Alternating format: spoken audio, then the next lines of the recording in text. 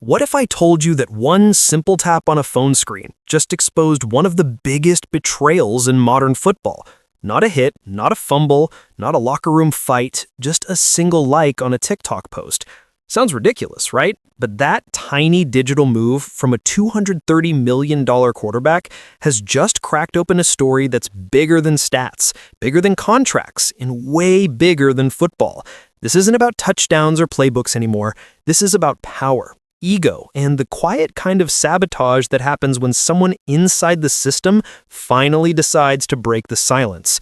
Deshaun Watson was supposed to be invisible, recovering from his Achilles injury, staying quiet, collecting checks, and watching from the sidelines as the Browns stumbled through another season of cautious optimism. But then something snapped. Out of nowhere, he did the one thing nobody expected. He spoke without saying a single word. A like. That's all it took. One digital nod to a fan-made video that accused his head coach, Kevin Stefanski, of destroying quarterbacks. And just like that, the secret war inside Cleveland's locker room wasn't a rumor anymore. It was real, confirmed by the man who's seen it up close. For years, Browns fans have been calling their city a quarterback graveyard, a place where potential goes to die. They've seen promising players arrive full of fire and leave in pieces. Baker Mayfield, Joe Flacco, even Deshaun Watson himself. But until now, nobody on the inside ever dared to admit what was really going on. That all changed the moment Deshaun broke the unspoken rule. You don't call out the system, especially when you're part of it. But Watson did, not with a press conference, not with a tweet, but with something even more powerful: silent confirmation. And the wild part? It wasn't even about him, because behind that behind that quiet act of rebellion, there's another name, one that represents the future, not the past. Shedeur Sanders, the young, electric quarterback who's been rotting on the bench while the Browns play scared football. The fans have been begging to see him. The team keeps pretending they don't need him. And now, thanks to one digital breadcrumb from Deshaun Watson, we finally have proof that something inside that building is very, very wrong. So, buckle up, because this story doesn't start on the field. It starts on a screen. And by the time it's done, you'll see exactly how one tap of a finger just blew open the biggest internal scandal the Cleveland Browns have ever faced. Cleveland, a city that breathes football the way most people breathe oxygen. And yet, somehow, it's also where quarterback dreams go to die. For years, the Browns have carried a curse that no draft pick, no coaching change, and no blockbuster trade has ever been able to break. It's not just bad luck, it's a cycle, a revolving door of promising quarterbacks stepping into the building full of hope only to walk out broken, blamed, and forgotten. Around the league, it's earned a nickname that's as dark as it's accurate: the Factory of Sadness. Think about it. Baker Mayfield came in with swagger, confidence, and a Heisman pedigree.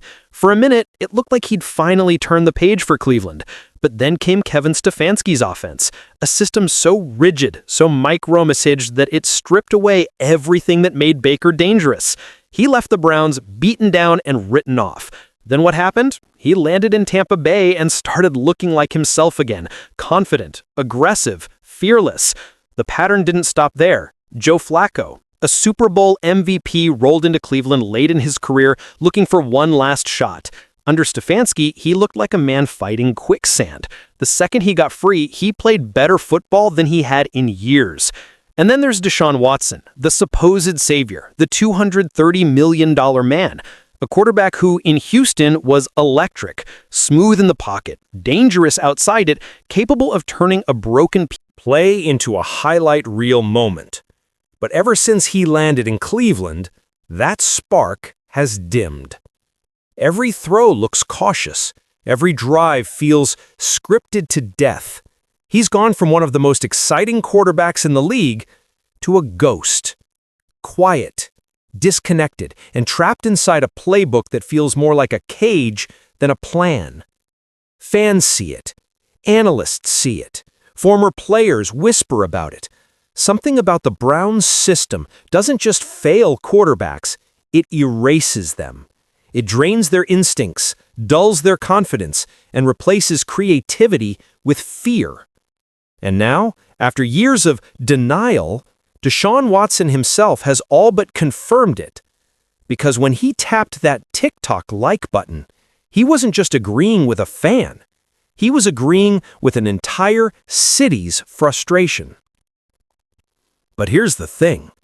Cleveland's latest dominant win against Miami, the one that had fans cheering, players celebrating, and local media hyping up the team's turnaround, that was never about progress. That was the disguise. Because behind that 31-6 scoreboard, behind all the rain-soaked high fives and post-game smiles, the same problem was still alive, still pulsing under the surface. It wasn't victory. It was theater, a magic trick, a carefully choreographed illusion meant to convince everyone that things were fine. And that illusion worked. For a moment. But the truth has a way of leaking out. And this time, it started with a single digital breadcrumb left by the very man the organization tried to silence. Because the Browns' real story, the one the scoreboard doesn't show, was never on the field. It was brewing behind closed doors, inside group chats, and on the bench, where the most talented quarterback on the roster still hasn't taken a single meaningful snap. And the deeper you dig, the uglier it gets. Because this so-called factory of sadness isn't an accident anymore. It's a design. And Kevin Stefanski, he's the engineer. But that's just the setup. Because what happened next, on the field and online, proved that Cleveland's biggest problem isn't talent. It's control. And the illusion of winning? That was just the beginning. On paper, it looked perfect. The Cleveland Browns demolished the Miami Dolphins 31-6. The crowd went wild, the defense looked unstoppable, and for a few fleeting hours, it felt like maybe, just maybe, the Browns had finally turned the corner. Commentators praised Kevin Stefanski for steady leadership.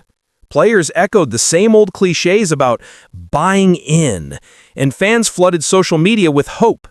But if you looked closer, really looked, you'd realize something was off. That win wasn't a breakthrough. It was camouflage. Because the scoreboard lied. The stats told the real story, and that story was ugly. Dillon Gabriel, the supposed franchise quarterback, threw for just 116 yards, 13 completions, no touchdowns. In a modern NFL game where teams are routinely dropping 300-yard passing performances, Cleveland's air attack looked like something out of 1975. You could feel it. This wasn't a team opening up. It was a team hiding. Every snap, every play call screamed one thing: fear. Stefanski didn't coach to dominate. He coached not to lose. The playbook was a security blanket. Run, check down, punt. Over and over again. It was like watching a man so afraid of a mistake that he forgot what creativity even looks like. The kind of football that might win you games on the stat sheet, but kills your soul if you're actually watching it. The crowd cheered, sure, but deep down, everyone could feel it. The energy wasn't excitement. It was relief. Relief that they didn't blow it. And that's exactly how Stefanski wants it. Because his game plan wasn't built to win. It was built to survive. To protect himself from criticism. To make sure his hand-picked quarterback, Gabriel, didn't screw up badly enough to justify being benched. You see, Stefanski knows he's on thin ice. One bad game, one interception, one moment of public doubt, and the fans will start chanting a name he doesn't want to hear: Shedeur Sanders. So instead of opening up the offense and letting his players shine, he's playing chess with his own team's future, keeping everything small, safe, and under control. The less Gabriel does, the fewer chances he has to fail.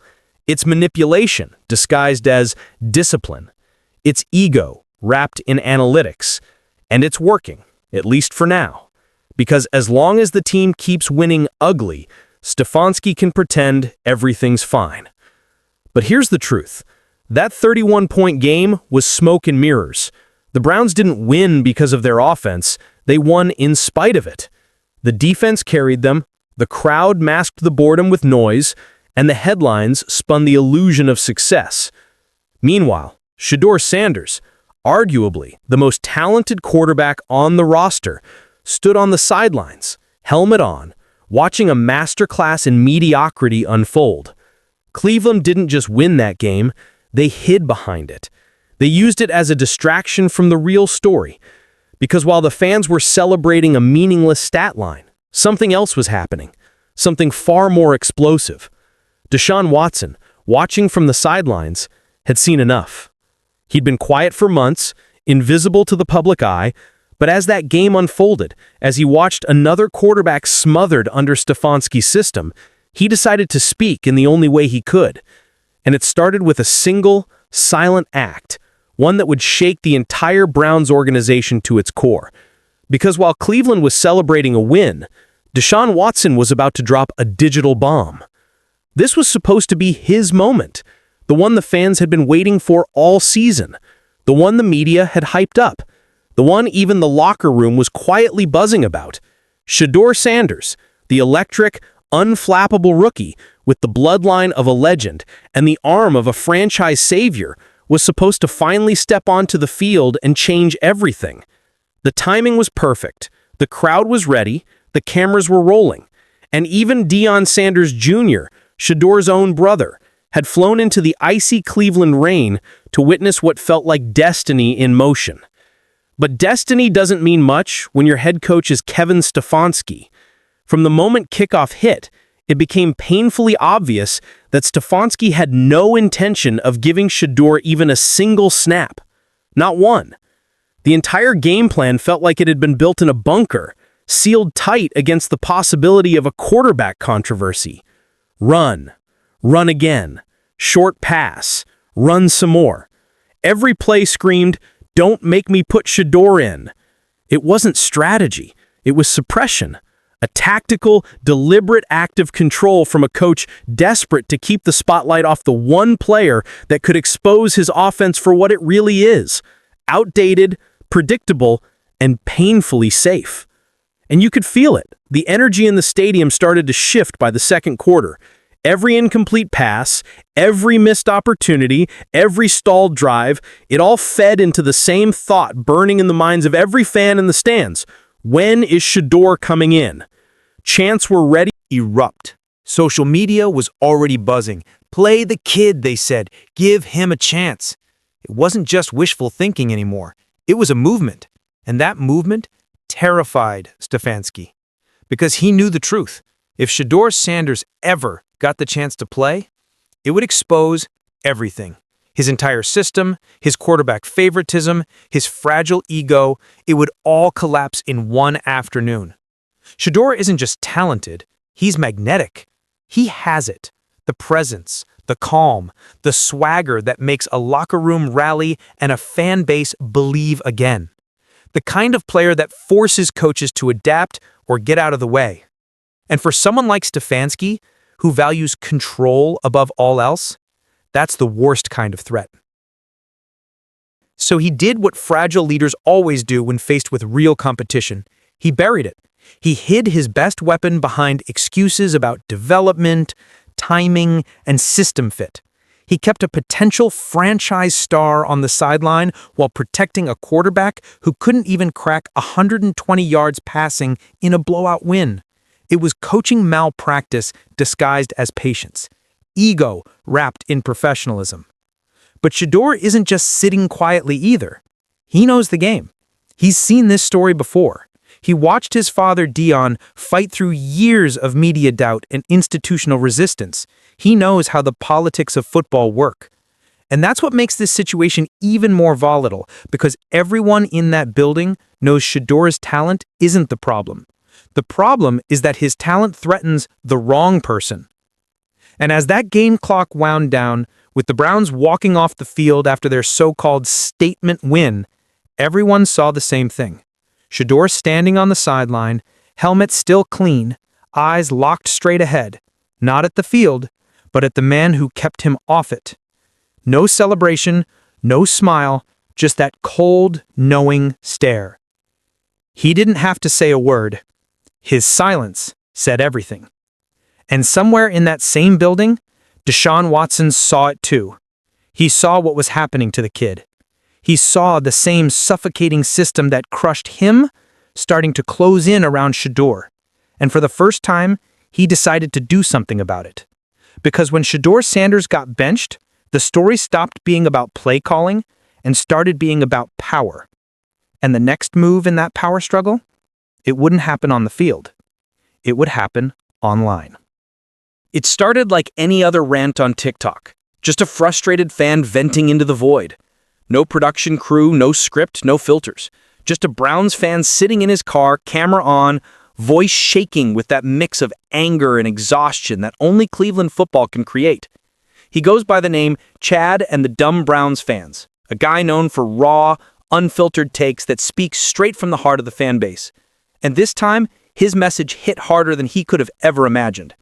In his video, Chad laid out what millions of Browns fans had been whispering for years, but no one inside the organization would ever say out loud. Kevin Stefanski ruins quarterbacks. Not one or two, not an unlucky few, but every single one that passes through his system. Baker Mayfield, Joe Flacco, Jacoby Brissett, Deshaun Watson, the names change, but the result stays the same. Promising talent walks in, broken potential walks out. The system doesn't elevate players, it buries them. Chad didn't mince words.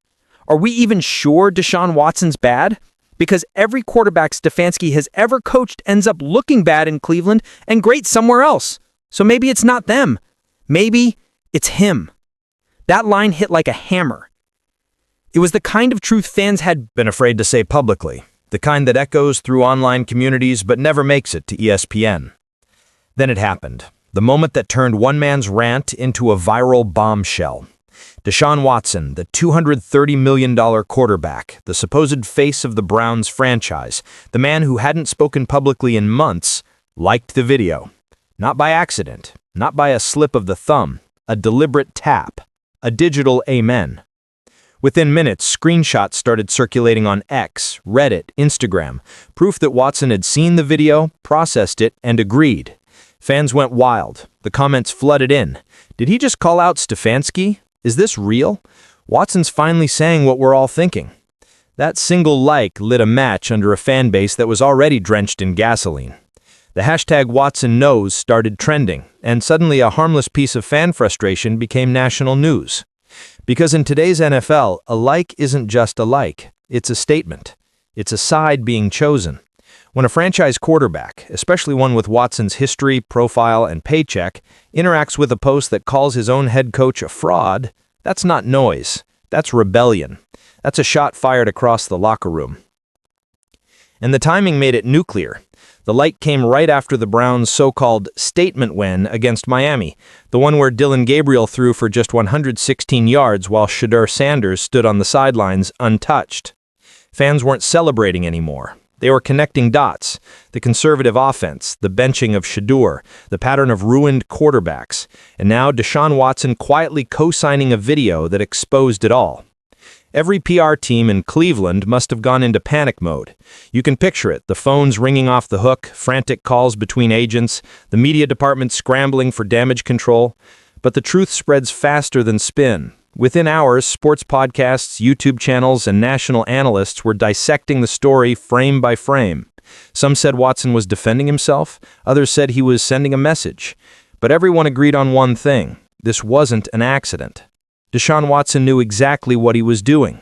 He'd been silent for months, quietly watching the same dysfunction from the inside that fans could only speculate about. But this time he didn't look away. He made a move, a quiet, powerful move that confirmed everything the fans had suspected but couldn't prove. In that one moment, a TikTok rant became evidence. A like became a leak. And Deshaun Watson went from an injured quarterback to an accidental whistleblower. He didn't need a press conference. He didn't need to break the code of silence. All he needed was his phone, a TikTok app, and one perfectly placed tap to tell the entire world, the fans are right. And if that sounds small, think again, because that single act didn't just shake the Browns, it sent shockwaves through the entire NFL. And what came next would turn a simple social media moment into a full-blown internal crisis. Because if Deshaun Watson was willing to go that far to expose the truth, imagine what he's seen that we haven't yet. For months, Deshaun Watson had been a ghost. No interviews, no sideline outbursts, no cryptic posts, just silence, the kind that makes people forget you exist. He was supposed to be rehabbing, laying low, staying out of the way while Kevin Stefanski ran the show. The franchise didn't need headlines, it needed compliance. And for a while, that's exactly what Watson gave them. He smiled, Impress photos, said all the right things, and disappeared into the background. But the thing about silence is, it doesn't last forever. Especially when you're sitting front row to a slow-motion train wreck you've already lived through. Because Deshaun's seen this movie before. The conservative play calling, the tight leash, the quarterback who's treated like a liability instead of a leader. It's the same formula that's broken every QB before him, and now it's eating another one alive. From the outside, it looks like football strategy, but to Deshaun, it's something darker. It's control, it's ego, it's sabotage disguised as structure. That's why his TikTok like hit so hard. It wasn't just an accident or a moment of online boredom. It was a digital rebellion. His way of saying, I see it, I've lived it, and I'm done pretending it's not happening. Because when you're a $230 million quarterback and you publicly agree with a fan calling your head coach a career killer, that's not gossip. That's a coded confession. And make no mistake, Watson knew exactly what that like would do. He's been in the league long enough to understand the weight of every click, every emoji, every piece of online engagement. He knew the screenshot was coming. He knew it would go viral. And he still did it anyway. Because when you've been forced to sit on the sidelines watching the same toxic system suffocate another young talent like Shedeur Sanders, something inside you snaps. Watson didn't just like that video to defend himself, he did it to send a message. A message to the fans, to the locker room, and most importantly, to the people running the show in Cleveland. I'm not blind, and neither are you. Inside that building, people noticed immediately. You can bet the PR team called him. You can bet Stefanski saw it. You can bet the general manager was already drafting talking points before the media storm hit. But here's the thing. Once a truth like that leaves the shadows, you can't bury it again. That single tap broke the silence, and suddenly, every rumor, every whisper, every maybe it's the system conversation had validation straight from the source. Teammates started murmuring, reporters started digging, fans started connecting dots that used to sound like conspiracy theories. The entire narrative flipped overnight. Before, Watson was the problem, overpaid, underperforming, injured again. But now, maybe he wasn't the villain. Maybe he was the warning sign everyone ignored. And that's what makes this story so dangerous for Kevin Stefanski, because Watson didn't need to say a word to expose him. The silence, the like, the timing, it all told a story louder than any press conference ever could. A story about a coach who's more interested in control than creativity. A story about an organization that keeps blaming its players when the real problem sits on the headset. For the first time, Deshaun Watson wasn't just a player on injured reserve. He was something bigger. A witness, a truth teller, a whistleblower in shoulder pads. And while the front office scrambled to spin the narrative, trying to paint the whole thing as a misunderstanding, it was too late. The damage was done. The locker room knew, the fans knew, the media knew. Because once the franchise quarterback publicly co-signs a message that says the coach is the problem, you can't walk that back.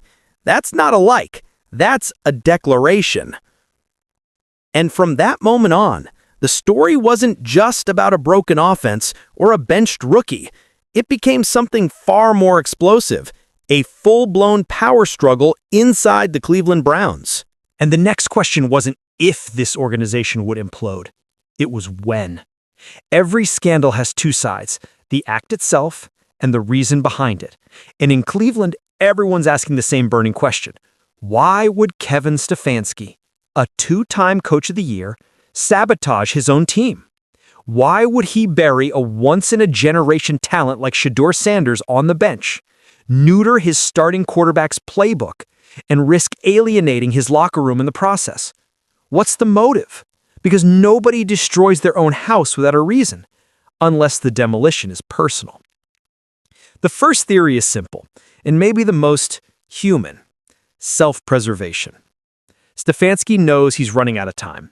The whispers around the league are getting louder. The fans have turned restless. The ownership is watching closely. He knows one bad stretch of games, and he's gone. So he's protecting his guy, Dillon Gabriel, the quarterback he picked, he developed, he trusts. Playing it safe with Gabriel allows him to stay in control, to prove his system still works. Because the second Shedeur Sanders steps on that field and lights it up, it's over. The spotlight shifts, the story becomes about the rookie, not the coach. And if that happens, Kevin Stefanski's narrative, the offensive genius who fixed Cleveland, collapses in real time. Then there's the second theory, one that hits a lot deeper: ego. It's no secret that Shedeur Sanders isn't just any rookie quarterback. He's Deion Sanders' son, prime time himself. That comes with attention, media pressure, and a level of star power most coaches can't handle. For a man like Stefanski, who thrives on control and consistency, having a rookie who commands headlines, fan devotion, and national buzz is a nightmare. He doesn't want a personality. He wants obedience. A coach like Stefanski doesn't see a star quarterback as an asset. He sees him as a threat to his authority. And nothing bruises a fragile ego faster than sharing the stage with someone the crowd loves more than you. But the third theory, the one that really chills the room, might be the closest to the truth: system worship. Stefanski isn't protecting a player or his pride. He's protecting an idea, his offensive philosophy. The short passes, the safe calls, the scripted reads, it's all part of what he believes football should be: controlled, measured, and precise. He's convinced that if the system fails, it's not the system's fault. It's the player's fault. It's not arrogance by accident. It's a religion. He believes he can make any quarterback work as long as they do exactly what he says. The problem is, that belief has already buried half a dozen careers. And now, it's doing it again. Inside the Browns locker room, players talk. They see the pattern. They know that talent gets smothered, individuality gets punished, and initiative gets labeled as recklessness.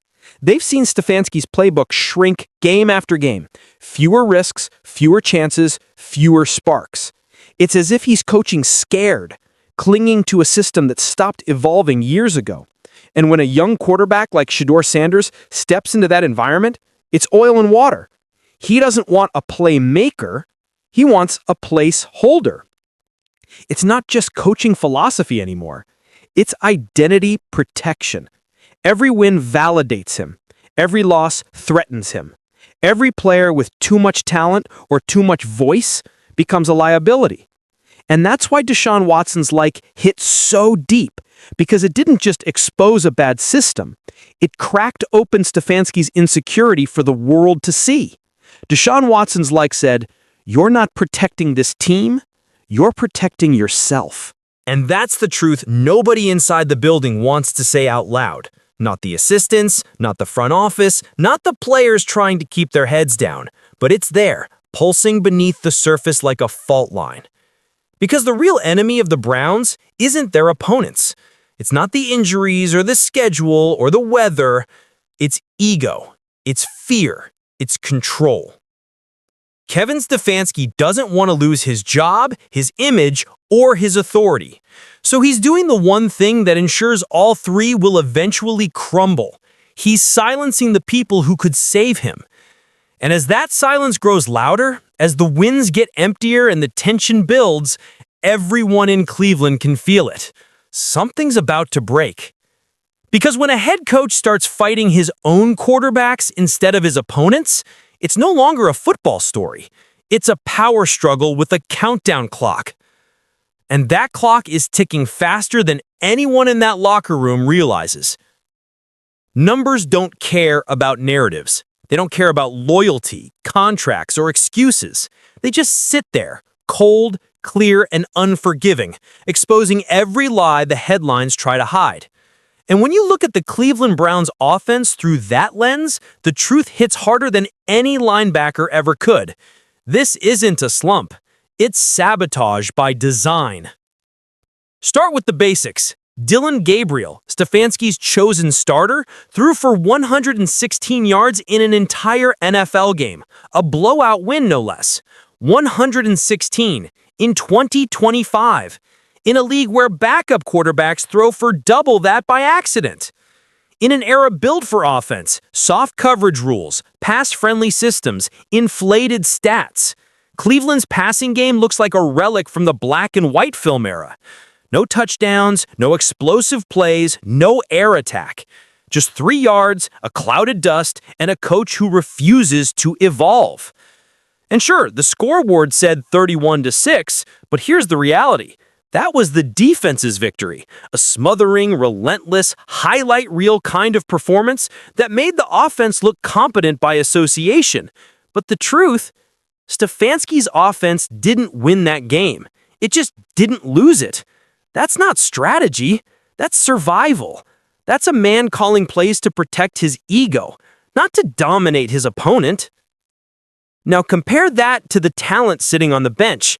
Shedeur Sanders, a rookie who threw for over 3,000 yards in college against some of the most brutal defensive fronts in the country. A quarterback with timing, pocket awareness, and elite accuracy. A player who thrives under pressure, who reads blitzes like a veteran, and who carries the kind of poise that can't be taught. He's everything Stefanski's system claims to want, yet he's the one being buried. It doesn't add up. And when things stop adding up, that's when you know someone's cooking the books. Because if you compare the Browns' numbers year over year, a pattern emerges. Every quarterback under Stefanski's command, from Baker Mayfield to Joe Flacco to Watson, sees the same statistical nosedive. Completion percentages drop, yards per attempt crater, explosive plays vanish. Quarterbacks go from gunslingers to game managers overnight. It's not coincidence. It's a trend, a measurable, traceable trend that screams one thing. The system is strangling the players. And here's where it gets even darker. The data isn't just bad for the quarterbacks. It's bad for everyone.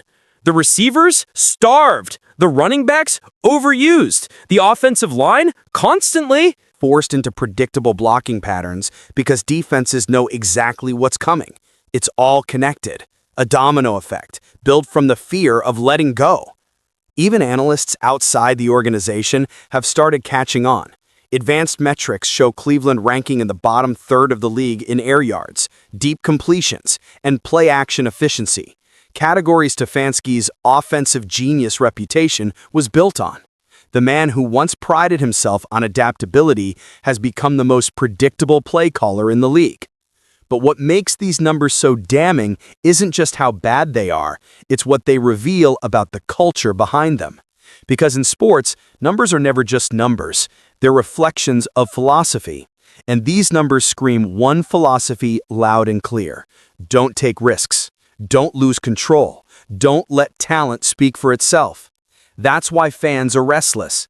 That's why the locker room's gone quiet. That's why even a $230 million quarterback felt the need to speak out with a single like, because the data already told the story. Watson didn't expose anything new. He just confirmed what the numbers had been screaming all along. Cleveland isn't losing because of bad luck or bad players. They're underachieving because of fear. Fear of mistakes. Fear of innovation. Fear of change. And if you think that's dramatic, take one look at Shedeur Sanders, the kid with a cannon for an arm and the patience of a saint, standing on the sideline watching his team win meaningless battles while losing the war for its future. Because while the stats show how bad things are, his silence shows something worse: resignation. The look of a player who knows he's not being held back by talent, but by politics. The numbers don't lie, but they do whisper. And what they're whispering is simple. Kevin Stefanski isn't just playing it safe, he's playing scared. And in the NFL, scared football doesn't just lose games, it loses locker rooms. And that's exactly where Cleveland is headed next. Inside the Cleveland Browns facility, things look calm on the surface. Film sessions, workouts, team meetings, the usual grind of an NFL season. But behind those closed doors, you can feel it. The tension. The kind that doesn't need to be spoken to be understood. Every player knows something's off. Every coach feels the unease in the room. You can hear it in the silence before practice, in the quick glances exchanged in the locker room, in the way conversations die when certain names are mentioned. This isn't just a team dealing with media noise. This is a locker room divided, not by players, but by philosophy. On one side, you have the ones still trying to toe the company line, saying what they're told. We trust coach. It's about the team, not the drama. On the other side are the ones who've seen too much, the veterans who recognize when a system's broken, and the young players who know they're being muzzled. It's not open rebellion, at least not yet, but the cracks are showing. You can see it in the wide receivers first. They're the pulse of any offense, and right now, that pulse is flatlining. Weeks of running routes that never get targeted, watching screen passes and checkdowns pile up while explosive opportunities vanish. You can't fake enthusiasm forever. In practice, they run drills at full speed, but in games, you can almost see the hesitation, the quiet frustration. Forced into predictable blocking patterns because defenses know exactly what's coming. It's all connected. A domino effect built from the fear of letting go. Even analysts outside the organization have started catching on. Advanced metrics show Cleveland ranking in the bottom third of the league in air yards, deep completions, and play-action efficiency. Categories Stefanski's offensive genius reputation was built on.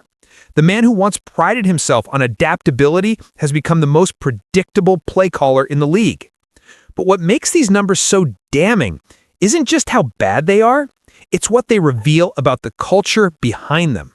Because in sports, numbers are never just numbers. They're reflections of philosophy. And these numbers scream one philosophy loud and clear.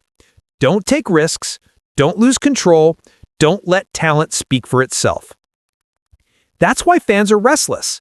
That's why the locker room's gone quiet. That's why even a $230 million quarterback felt the need to speak out with a single like. Because the data already told the story. Watson didn't expose anything new, he just confirmed what the numbers had been screaming all along. Cleveland isn't losing because of bad luck or bad players. They're underachieving because of fear. Fear of mistakes, fear of innovation, fear of change. And if you think that's dramatic, take one look at Shedeur Sanders, the kid with a cannon for an arm and the patience of a saint, standing on the sideline, watching his team win meaningless battles while losing the war for its future. Because while the stats show how bad things are, his silence shows something worse: resignation. The look of a player who knows he's not being held back by talent, but by politics. The numbers don't lie, but they do whisper. And what they're whispering is simple. Kevin Stefanski isn't just playing it safe, he's playing scared.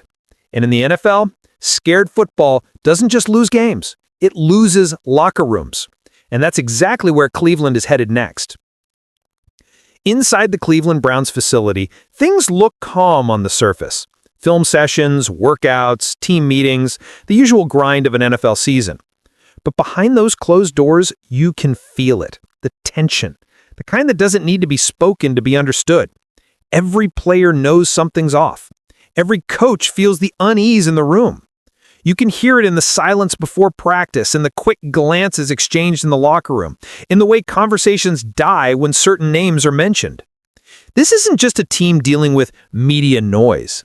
This is a locker room divided, not by players, but by philosophy. On one side, you have the ones still trying to toe the company line, saying what they're told, "We trust coach. It's about the team, not the drama." On the other side are the ones who've seen too much. The veterans who recognize when a system's broken. and the young players who know they're being muzzled. It's not open rebellion, at least not yet, but the cracks are showing. You can see it in the wide receivers first. They're the pulse of any offense, and right now, that pulse is flatlining. Weeks of running routes that never get targeted, watching screen passes and checkdowns pile up while explosive opportunities vanish. You can't fake enthusiasm forever. In practice, they run drills at full speed, but in games, you can almost see the hesitation, the quiet frustration. Deshaun Watson didn't just stir up drama, he lit a fuse, and the explosion that followed exposed something far deeper than a quarterback controversy. It revealed the rot that's been eating away at this team for years. Ego at the top, fear in the middle, and silence everywhere else. For too long, Cleveland has been chasing an illusion that if they just find the right quarterback, everything will change. They've drafted, traded, and spent their way through a carousel of talent, each one promising salvation, each one leaving more broken than the last. But now the truth is impossible to ignore. The problem was never the quarterbacks. It was the culture that crushed them. A system so obsessed with control that it suffocates creativity. A coach so addicted to authority that he mistakes caution for wisdom. And an organization so desperate to appear stable that it's forgotten what winning actually looks like. Deshaun Watson's digital rebellion shattered that illusion. He confirmed what fans have shouted for years and what players have whispered behind closed doors. The real battle in Cleveland isn't being fought on the field. It's being fought within the building. It's player versus system, innovation versus ego, truth versus spin. And right now, the truth is winning. Because once the players start seeing the pattern, once the fans connect the dots, once the media starts asking the questions ownership can't dodge, the walls start to crack. Kevin Stefanski may survive the headlines. He might even survive the season. But what he won't survive is the loss of belief. When the locker room stops buying in, when the veterans stop defending you, when your most talented quarterback publicly, even silently calls you out, your authority dies a quiet death. Not in the press, not in a tweet, but in the eyes of the men who no longer trust your vision. And right now, that's exactly where Stefanski stands. A coach surrounded by players who are no longer following, just complying. Meanwhile, Shedeur Sanders waits, watching, learning, patiently biding his time while the organization implodes around him. He doesn't have to say a word. His silence is strategy, because when the smoke finally clears, when the Browns can no longer pretend that running the ball 40 times a game is progress, when the fans stop cheering for wins that feel like losses, it'll be his turn. And that's the part Stefanski fears most, because Shedeur isn't just another name in the quarterback graveyard. He's the one who can dig it up and burn it to the ground. And as for Deshaun Watson, his reputation may never fully recover, but his message already has. Whether you agree with his methods or not, what he did took guts. He broke the unspoken code. He called out the system from the inside. And by doing so, he forced everyone, from fans to front office, to confront a truth they've been avoiding for years. The Browns don't have a quarterback problem. They have a leadership problem. So now the question isn't whether Cleveland can make the playoffs or win a few more games. The question is much bigger, much heavier. What happens when the players stop believing in the people in charge? Because that's not a stat you can fix with a new playbook or a shiny contract. That's the kind of fracture that changes everything. Cleveland has always called itself the factory of sadness. But what's happening now? This isn't sadness anymore. It's awakening. The fans see it. The players feel it. The world knows it. And if Kevin Stefanski doesn't, then the clock has already run out. Because in Cleveland, the beginning of the end has already started. And this time, it didn't come from a fumble, a blown lead, or another failed season. It came from one man, one like, and one unignorable truth. The real fight in Cleveland isn't on the field anymore. It's inside the walls.